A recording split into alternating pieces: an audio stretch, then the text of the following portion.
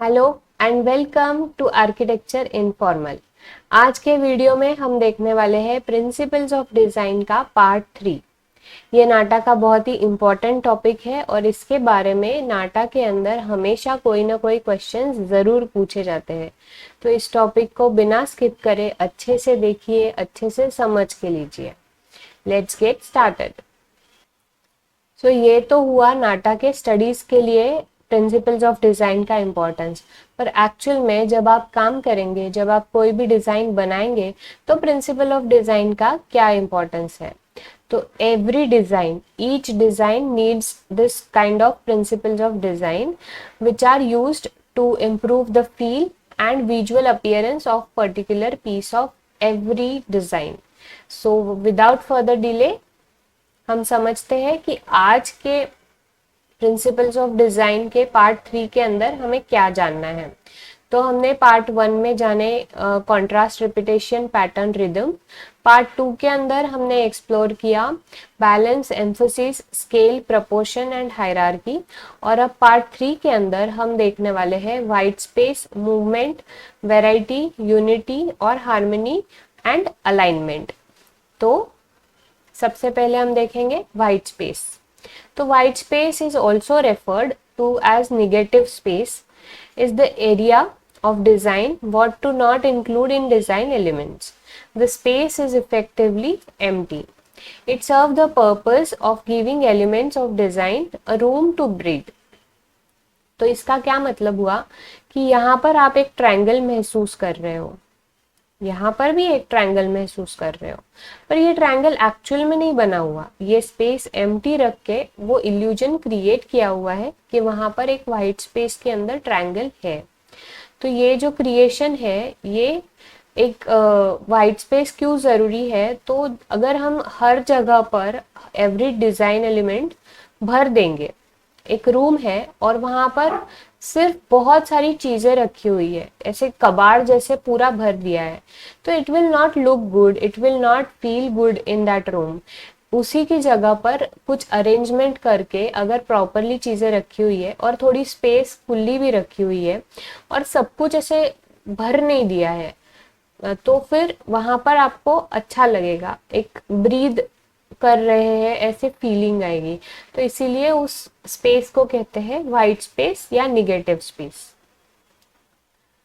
तो negative space can also help highlight specific content और specific parts of design. तो अगर हम वो निगेटिव स्पेस नहीं छोड़ेंगे तो जो चीजें हमने रखी है उसका कोई इंपॉर्टेंस रहेगा ही नहीं। चीजों के साथ चीजें रख दी तो अलग क्या दिखेगा? अगर थोड़ी स्पेस वाइट है या थोड़ी स्पेस निगेटिव छोड़ी हुई है तो पॉजिटिव स्पेस का इंपॉर्टेंस उभर के आएगा। इसीलिए वाइट स्पेस यूज करते हैं। अगर आपको डिजाइन इजियर टू डिसर्न भी करनी है, मतलब समझ के लेनी है इजीली, तो आपको वाइट स्पेस का इस्तेमाल करना जरूरी है। यहाँ पर आप देखेंगे एक बर्ड बनाया हुआ है और ये पूरा वाइट स्पेस दिया हुआ है। ये पूरा सॉलिड है जो कि पॉजिटिव स्पेस है और ये निगेटिव स्पेस है जहां पर एक बर्ड क्रिएट किया हुआ है। तो ये इस तरह से बनाया जा सकता है। यहाँ पर भी अगर आप देखेंगे तो इट्स एन बर्ड, यहाँ पर एक बर्ड है, उसकी आंखें और यहाँ पर एक आंखें और इस तरह से यहाँ एक फेस क्रिएट हो रहा है, राइट। तो ये जो वाइट स्पेस है, ये नोज की और फोरहेड की, इसकी वजह से ये क्रिएशन पॉसिबल हुआ है। तो इसको हम कहेंगे वाइट स्पेस। यहाँ भी अगर आप देखोगे तो देर आर टू एलिमेंट्स, एक तो है पॉजिटिव स्पेस और एक तो है निगेटिव स्पेस। तो अगर आप पॉजिटिव स्पेस की तरफ गौर से देखोगे तो यहाँ पर दो फेसेस दिख रहे हैं, ठीक है। और अगर आप निगेटिव स्पेस की तरफ गौर से देखोगे तो यहाँ पर एक बैलिस्टर या कॉलम दिख रहा है। अगर आप देखोगे ये हुआ कैपिटल, ये हुआ शाफ्ट और ये हुआ उसका बेस, राइट। तो ये जादू जो है वो निगेटिव स्पेस ही आपको करवा के दे सकती है। उसके बाद आता है principal of design, movement. So movement refers to the way the eye travels over a design. The most important element should lead to the next most important and so on. तो अगर आपकी आंखें कोई डिजाइन को देख रही है तो वो उस डिजाइन पर टिकी रहनी चाहिए या उस डिजाइन के अंदर मूव होनी चाहिए। तो वो किस तरह से होगी? तो अगर आप डिजाइन एलिमेंट को मूवमेंट नाम का एक प्रिंसिपल ऑफ डिजाइन अटैच कर देते हैं तो वो पॉसिबल होगा। अब यहाँ पर आप देखेंगे इस इमेज के अंदर, तो ये एक सिर्फ लाइंस का ही क्रिएशन है या लाइंस की ही डिजाइन है, पर उसको इस तरह से अरेंज किया हुआ है तो ये ऐसे लग रहा है फॉलिंग डाउन, लाइक यहाँ पर स्ट्रेट लाइंस है और ये यहाँ से नीचे गिरने लगी है। तो it is creating a movement, तो आईज के लिए visually it is appearing interesting. यहाँ भी बर्ड्स आर क्रिएटिंग मूवमेंट। यहाँ आप देखेंगे सिर्फ लाइंस के साथ ये क्रिएट किया हुआ है। यहाँ पर दो बड़ी वॉल्स लग रही है, यहाँ पर एक सामने कुछ बड़ा ऑब्स्टैकल लग रहा है और ये लाइंस के साथ ही यहाँ पर एक रोड बन रहा है। तो ये लाइंस और इस तरह के डिजाइन एलिमेंट यूज करके मूवमेंट क्रिएट किया हुआ है। ये भी एक पेंटिंग है, तो इस पेंटिंग को कहते हैं द स्टारी नाइट, और इस पेंटिंग के अंदर भी मूवमेंट इस प्रिंसिपल ऑफ डिजाइन को इस्तेमाल किया हुआ है। Next is variety. Variety in design is used to create visual interest. Without variety, a design can be very quickly become monotonous, causing the user to lose interest. Variety can be created in many ways through color, typography, images, shapes, and virtually any other design element. तो variety क्यों ज़रूरी है? ताकि design जो है boring और monotonous ना बने, इसलिए हर डिज़ाइन के अंदर कुछ ना कुछ वैरायटी आपको इंटरेस्टिंग बना सकती है। However, variety is for not the sake of just variety use कर लिया तो पॉइंटलेस हो जाएगा। पर अगर variety आपने रेनफोर्स किया कि ईच अदर एलिमेंट्स के साथ मर्ज किया उसको और फिर उसका इस्तेमाल प्रॉपरली किया, तो वो डिज़ाइन एस्थेटिकली अच्छी बन सकती है। अगर जस्ट वैरायटी यूज़ करनी है इसलिए सर्कल भी डाल दिया, स्क्वायर भी डाल दिया, रेक्टेंगल भी डाल दिया, it will not create interesting composition. But अगर आप डिज़ाइन एलिमेंट्स प्रॉपरली यूज़ करके वैरायटी क्रिएट करते हो, then it will create an interest. यहाँ पर एक एग्जाम्पल है वैरायटी का, सिर्फ सर्कल यूज किया हुआ है। Circle is common in everything, but अलग अलग तरह के सर्कल्स किस तरह से यूज किए हैं ये इस डिजाइन में आप देख सकते हैं।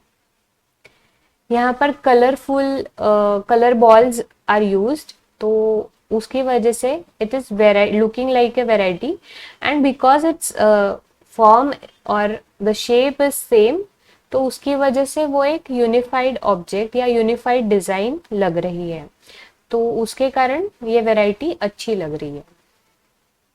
नेक्स्ट इज यूनिटी और harmony as a principle of design.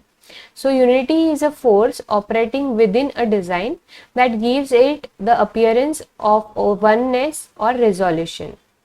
This ensures no single part is more important than the other. Using design elements to apply unity to your work is a strong way to bring a design to life. Unity also helps ensure concepts are being communicated in a clear, cohesive fashion.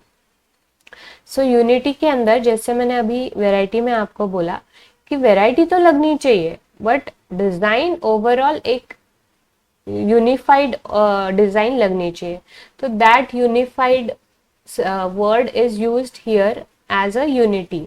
सो यहाँ पर आप देखोगे तो यहाँ पर सब कुछ है, येलो कलर है, रेड है, ऑरेंज है, ब्लू है, ग्रे है, but this is looking like a unified object because of its organic shapes. So इस तरह से आप unity या harmony create कर सकते हैं। अगेन अगर आप इस पिक्चर में देखोगे तो यहाँ पर लाइंस से बनाया हुआ है और उसके साथ में लाइंस का ही इम्पोर्टेंस दिखाते हुए ट्री दिखाया है। अगर हमने लाइंस दिखा दिए और बुश बना दिया होता, एक हेवी बल्कि बुश, तो क्या वो अच्छा दिखता, यूनिटी दिखती? नहीं। So unity refers to how well the elements of a design work together. Visual elements should have clear relationship with each other in a design. Designs with a good unity also appear to be more organized and of higher quality and authority than designs with a poor unity. So यहाँ पर भी example देख सकते हैं. तो this example is lack of unity, कि एक square के अंदर अलग शेप में एक ट्रायंगल डाल दिया, या एक सर्कल के अंदर एक ट्रेपेजॉइडल अलग से डाल दिया. तो this is not looking like a unity या हार्मनी नहीं लग रही है. वहीं पे अगर एक ब्लैक स्क्वायर के अंदर येलो स्क्वायर डाल दिया, या एक सर्कल के अंदर एक येलो ऑर्गेनाइज्ड स्क्वायर डाल दिया, तो this is looking like a good harmony. This is a picture depicting harmony. This flamingos in water. One flamingo is merged with other in design, so it is looking like a unity. So यहाँ पर भी अगर आप देखेंगे movement तो है ही, but these birds are looking merged with each other or unified with each other. So इसीलिए इसको हम unity कह सकते हैं. Alignment. Alignment creates a sharper or more unified design. Alignment allows our eyes to see a order which is quite comforting to an observer or user. आपने कभी सोचा है क्या कि अगर हम कोई भी डिज़ाइन देख रहे हैं तो उसमें सबसे पहले हमारा ध्यान कहाँ जाएगा? ये हमें कैसे पता रहेगा? बट जब हम डिज़ाइन बना रहे हैं तो हमें ये चीज़ का ध्यान रखना है कि हमें व्यूअर का सबसे पहले अटेंशन कहाँ चाहिए, उसके बाद कहाँ चाहिए. तो इसीलिए अलाइनमेंट या हायरार्की जो प्रिंसिपल ऑफ डिज़ाइन है वो हमें इस्तेमाल करते आना चाहिए. तो aligning elements which are not in close proximity with each other can also provide an invisible connection. तो जो डिज़ाइन के अंदर कनेक्शन वाली बात होती है ना, वो सबसे इम्पॉर्टेंट होती है, और उसी की वजह से वो डिज़ाइन के साथ एक व्यूअर कनेक्ट कर पाता है. तो अलाइनमेंट इस तरह से हमें पता चलती है. जैसे ये दो एग्जाम्पल्स हैं कि इस ट्रायंगल के नीचे ये सर्कल है, तो it is not having this axis. दोनों इमेजेस सेम है और ये एक्सिस नहीं बनी हुई है, फिर भी ये दोनों अलाइंड है, ये हमें एज अ ऑब्जर्वर समझ में आ रहा है. अगर ये एक्सिस बनी हुई है तो समझ रहा है इट्स ओके, पर यहाँ नहीं बनी हुई फिर भी हमें समझ रहा है. तो अलाइनमेंट के लिए आपको एक्सिस की ज़रूरत नहीं है, आपको अलाइन करने की ज़रूरत है. ये कुछ एग्जाम्पल्स हैं अलाइनमेंट के कि किस तरह से ये लाइन टू लाइन अलाइन हो रहा है, ये एवरी ऑब्जेक्ट इक्वल डिस्टेंस रख के अलाइन हो रहा है. तो इस तरह से आप देख सकते हैं. यहाँ पर कुछ और एग्जाम्पल्स दिए हुए हैं कि अलाइनमेंट सिर्फ सेंट्रली नहीं की हुई है. यहाँ पे जैसे सेंट्रली की हुई है वैसे ही left side alignment, right side alignment, bottom alignment, top alignment, ये सब भी किए जा सकते हैं.